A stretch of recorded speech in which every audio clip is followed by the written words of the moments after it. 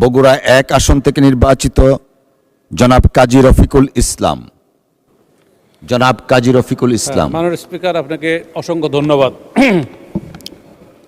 আমি 71বিতে মাননীয় স্বাস্থ্য পরিবার পরিকল্পনা মন্ত্রীর দৃষ্টি আকর্ষণ করেছি।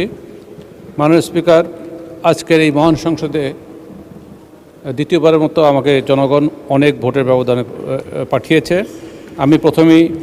আমি মহান আল্লাহ তাআলার শুকরিয়া জ্ঞাপন করছি এবং আজকের এই সংসদ নেতা এবং মাননীয় প্রধানমন্ত্রীর প্রতি কৃতজ্ঞতা জ্ঞাপন করছি এবং আমার এলাকার মানুষের পক্ষ থেকে ধন্যবাদ জানাচ্ছি। আমি আমার সারিকান্দি সোনাতলার সকল মানুষকে আমার ধন্যবাদ এবং কৃতজ্ঞতা জানাচ্ছি। মাননীয় স্পিকার, আমার উত্থাপনী বিষয় হল সোনাতলা উপজেলায় অবস্থিত 50 শয্যা বিশিষ্ট হাসপাতালটির 100 শয্যায় উন্নীতকরণ প্রসঙ্গে। মাননীয় স্পিকার, আমাদের এই সোনাতলা উপজেলার এই হাসপাতালটির ভিত্তিপ্রস্তর এবং উদ্বোধন দুইটাই আজকের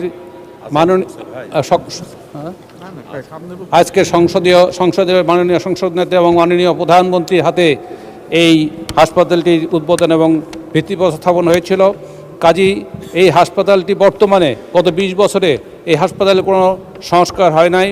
এই অপারেশন থিয়েটারটি অবস্থা খুবই খারাপ, হাসপাতালের কোনো ডাক্তার পর্যাপ্ত নাই এবং এক্সরে মেশিনটি নষ্ট। এই সব মিলিয়ে আমাদের চিকিৎসা সেবা এই এলাকায় প্রায় 6 লক্ষ মানুষ বাস করে। এই 6 লক্ষ মানুষের জন্য 50 শয্যা বিশিষ্ট হাসপাতাল এবং হাসপাতালের যে বর্তমান কর্মকাণ্ড, এইগুলো আমি নির্বাচনের আগে তাদের প্রতিশ্রুতি দিয়েছি। এই হাসপাতালটি 100 শয্যা বিশিষ্ট হাসপাতাল রূপান্তরিত করব এবং আমি মানুষের স্বাস্থ্য সেবা নিশ্চিত করব। মাননীয় স্পিকার, আপনার মাধ্যমে আমি স্বাস্থ্যমন্ত্রীর ধন্যবাদ মাননীয় সদস্য।